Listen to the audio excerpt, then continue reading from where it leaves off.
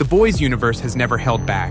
Not with the violence, not with the satire, and definitely not with the truth hiding behind its superhero spectacle. But when Gen V was announced, a spin-off set inside a superhero college, fans had one question. Can it match the intelligence, brutality, and heart of the boys? Or is it just another cash grab? By the end of Season 1, that question had an answer, and a surprising one. Because Gen V doesn't just expand the universe, it sharpens it. It digs deeper into the psychology of heroism, power, corruption, and trauma than anyone expected. So let's break it all down. The story, the characters, the themes, the brutality, the surprises, and answer the real question, is Gen V actually good? A new setting, same corruption.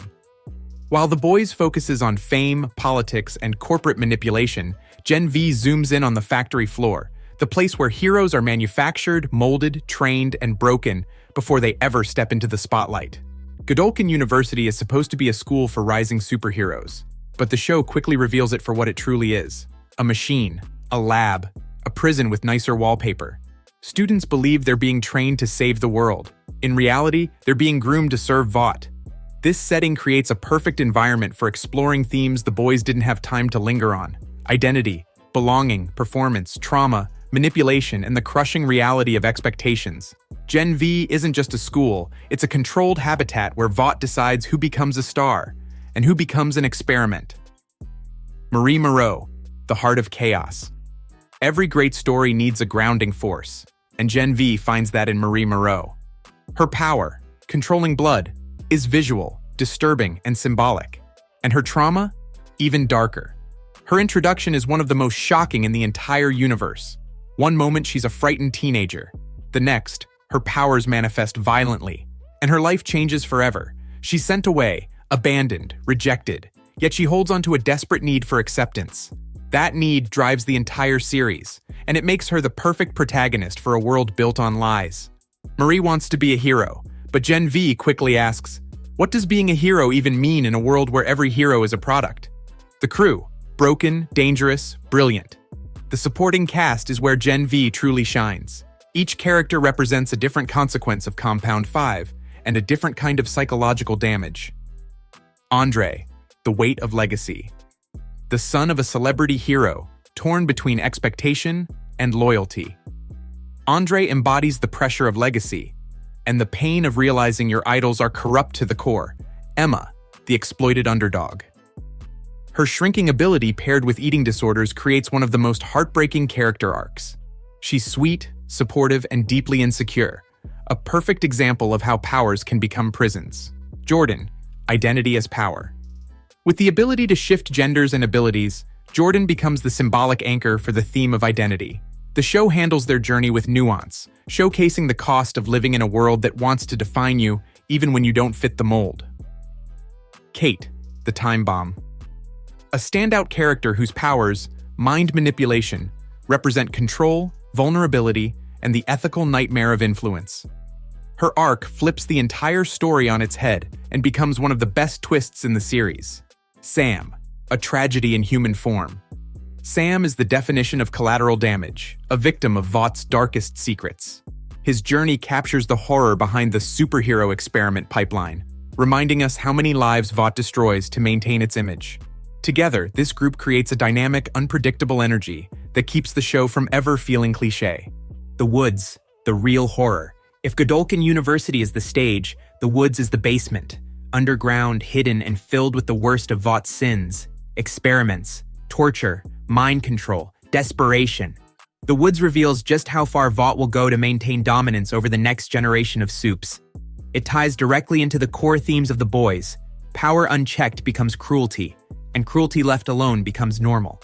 The Woods storyline is one of Gen V's strongest elements because it adds genuine horror. Not comic book horror. Real psychological horror rooted in exploitation and scientific abuse. It also creates a bridge between Gen V and the timeline of The Boys, showing exactly how far Vought was willing to go in the years leading up to Homelander's reign. The tone. Brutal, sharp, and surprisingly emotional. Yes, Gen V has the gore, the chaos, the explicit humor, and the insanity fans expect. But beneath the shock value lies something deeper. Vulnerability. The show examines trauma caused by powers, pressure to perform for approval, Identity crises, self-worth wrapped around rankings, the illusion of choice, the damage inflicted by corporate manipulation, the loneliness of being different. It's emotionally intelligent. And that's why it works. It understands that shock value only matters when the story has emotional stakes. And the emotional stakes here are strong, layered, and painfully relatable. Connections to the boys. Gen V doesn't rely on cameos, but when they arrive, they hit hard.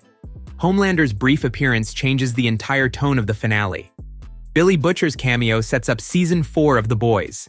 Ashley Barrett and other VOD executives create narrative continuity. The show doesn't feel like an appendix. It feels like a missing chapter. A chapter that makes The Boys universe richer. The finale. The twist that redefined everything. No spoilers for those who haven't watched, but here's what you need to know. The Gen V finale is brutal, unpredictable, morally chaotic, and a perfect reflection of The Boys' worldview. Just when you think you understand the heroes and villains, the show flips everything. Loyalties shift, truths unravel, characters break in ways that will shape their future. The finale doesn't just set up Season 2, it sets up The Boys Season 4, connecting storylines that will collide in explosive ways. So, is Gen V good? The answer isn't just yes, it's absolutely, unexpectedly, impressively yes. Gen V succeeds because it doesn't try to copy The Boys, it expands it. It deepens the lore, explores new emotional territory, introduces complex characters, and builds tension that matters. It's shocking without being empty, funny without being silly, emotional without being melodramatic, brutal without being meaningless. And most importantly, it treats its young cast not as cliches, but as fully realized characters navigating a corrupt world.